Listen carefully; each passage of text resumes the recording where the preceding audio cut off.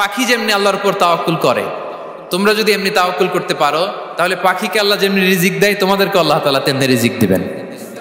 খেজুর গাছের ডাল ধরে টান দাও, দেখবে সুমিষ্ট খেজুর টপ টপ করে নিচে পড়বে। আচ্ছা, আল্লাহ তাআলা চাইলে এমনি অটোমেটিক্যালি খেজুরগুলো নিচে ফেলতে পারতেন না? আওয়াজ করে বলেন, পারতেন কি না? না, এটা সুন্নাতুল্লাহ ফিল আরদের বিরোধী। আল্লাহ তাআলা চেয়েছেন মারিয়াম একটু করুক, এরপরে বাকিটা আমি করি। সুবহানাল্লাহ বলবেন না? ওয়া হুজ্জি, মারিয়াম এতটুকু করো। শুরুতে আমরা আল্লাহ রাব্বুল ইজ্জা ওয়াল জালালের দরবারে শুকরিয়া জানাই, যিনি আমাদেরকে 3 দিন ব্যাপী কনভেনশনের শেষ দিন পর্যন্ত সুস্থভাবে উপস্থিত হয়ে এই প্রোগ্রামকে সাফল্যমণ্ডিত করবার সুযোগ করে দিয়েছেন। আমরা পড়ছি আলহামদুলিল্লাহ। অন্তরের অন্তঃস্থল থেকে অর্গানাইজিং কমিটিকে শুভেচ্ছা জানাই এবং মিডিয়া, প্রেস, ভলান্টিয়ার্স যারা আপনারা এসেছেন সবাইকে আন্তরিক শুভেচ্ছা জানিয়ে শুরু করছি। যেই টপিকটি নিয়ে আজকের এই মুনা কনভেনশন 23rd লাস্ট সেশনে আমি আলোকপাত করতে চাই সেটি হচ্ছে the concept of risk in Islam. Risk নিয়ে আমাদের অনেকের কিছু মিসকনসেপশন আছে। আমি চাইবো এই স্বল্প সময়ে রিজিকের ব্যাপারে একটি ধারণা আপনাদেরকে দিতে, আপনাদের আইডিয়াটা যাতে ক্লিয়ার থাকে, কনসেপ্ট যাতে ক্লিয়ার থাকে। প্রিয় ভাই এবং বোনেরা, আমরা অনেকে, সবাই না, অনেকে মনে করি যে রিস্ক হচ্ছে যেটা আমরা খাই, যেটা আমরা খাই এটা রিজিক, অথবা যে অর্থ আমরা উপার্জন করি এটা রিজিক। আমাদের অনেকের ধারণা। আসলে রিজিকের ব্যাপারে আমাদের ধারণাটা পূর্ণাঙ্গ নয়, এর বাইরেও অনেক কিছু আছে। রিস্কের বাংলা হচ্ছে জীবন উপকরণ, ইংরেজিতে বলে সাস্টেনেন্স বা প্রভিশন। অর্থাৎ জীবন পরিচালনায় একটা মানুষের যা যা লাগে তার সবই রিস্ক। শুধু আমরা যেটা খাই, যেটা উপার্জন করি, শুধু এতটুকুই রিস্ক নয়। এটা অনেক ওয়াইডার সেন্সে আমাদেরকে চিন্তা করতে হবে।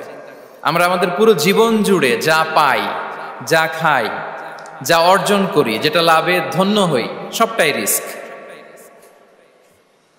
আমরা অনেকে যে বুঝি যেটা আমরা খাই, যেটা উপার্জন করি এটা রিস্ক, এটা যে একেবারেই রিস্ক নয় সেটা নয়, তবে এটা আংশিক সত্য, এটাও রিস্ক।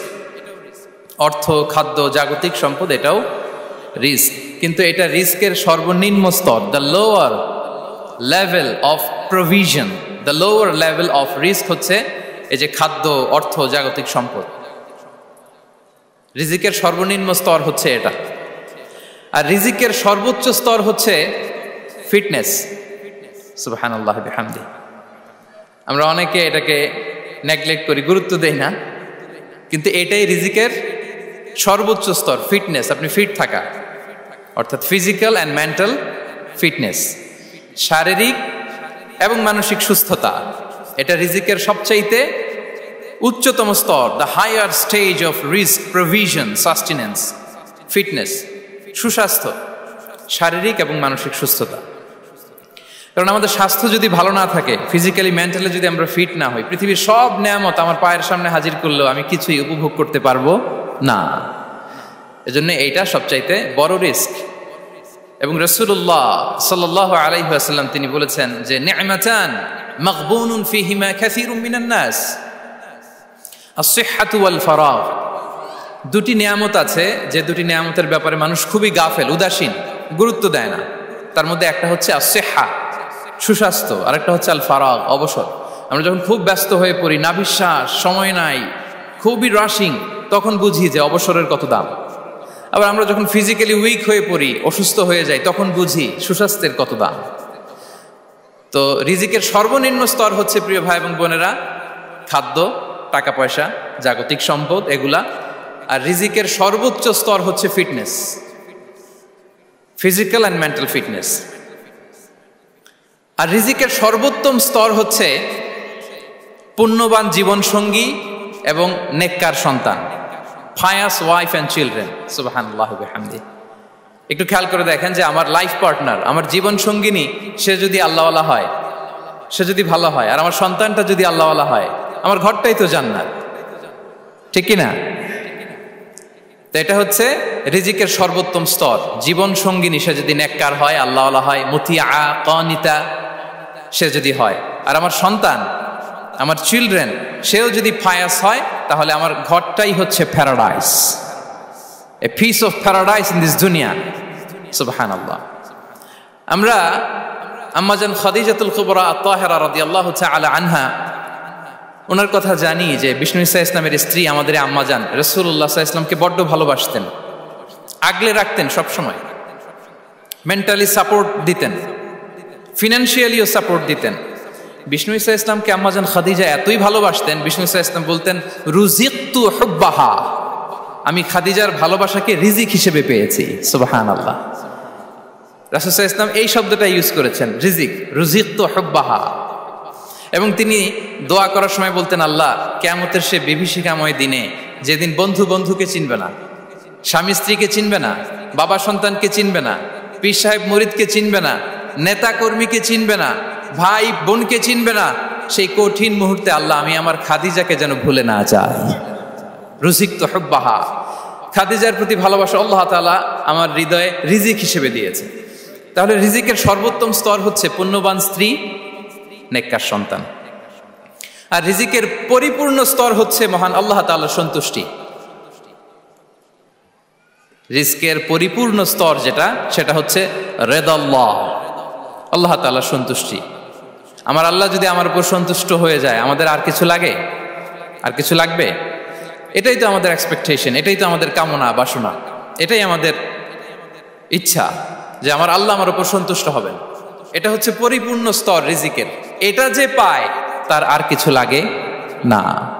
এবং এটা মানুষ নিশ্চিত হতে পারে যখন সে দুনিয়ার জীবনকে শেষ করে আলামুল বারজাখের দিকে যেতে শুরু করে। তখন তাকে বলা হয় ইয়া আইয়াতুহান নাফসুল মুতমাইন্নাহ ইরজিই ইলা রাব্বিকি রাদিয়াতাম মারদিয়া ফাদখুলি ফি ইবাদি ওয়াদখুলি জান্নাতি। হে প্রশান্ত আত্মা, হে প্রশান্ত আত্মা, প্রবেশ করো, তোমার রবের দিকে চলে এসো, সন্তুষ্ট চিত্তে সন্তোষ ভাজন হয়ে আমার কাছে এসো, আমার জান্নাতে প্রবেশ করো। সুবহানাল্লাহি ওয়া বিহামদি।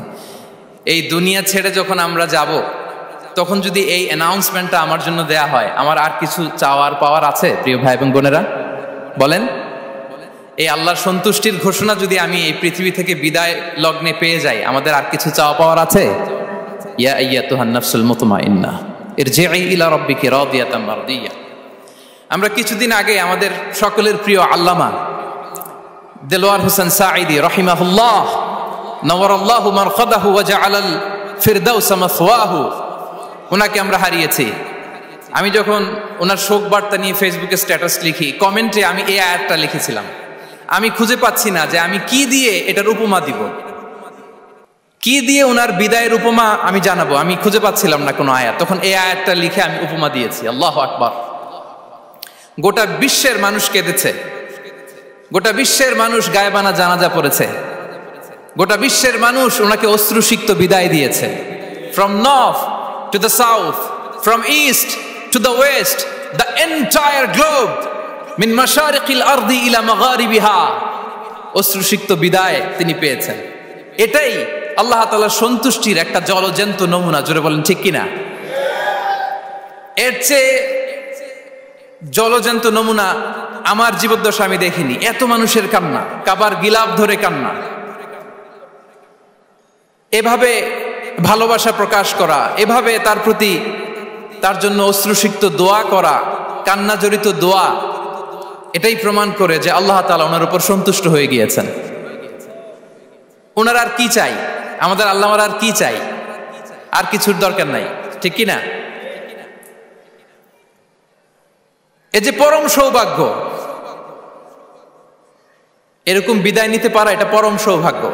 আমরা আল্লাহর জন্য দোয়া করি, আল্লাহ তাআলা সারা জীবন তিনি যেমনি কোরআনের বার্তাকে গোটা বিশ্বব্যাপী পৌঁছিয়ে দিয়েছেন, তার কবরটাকে আল্লাহ তাআলা কোরআনের নূর দিয়ে আলোকিত করে দেখ। কোরআনকে আল্লাহ তাআলা তার কবরের সাথী বানাক। কোরআনকে আল্লাহ তাআলা তার কিয়ামতের দিন, in the day of judgement, তার পক্ষে শাহাদাতকারী হিসেবে কবুল করুন। সম্মানিত ভাই এবং বোনেরা, আল্লাহ তাআলার সন্তুষ্টি পরিপূর্ণ রিজিক, এটা হচ্ছে পরিপূর্ণ, দ্য কমপ্লিট রিস্ক।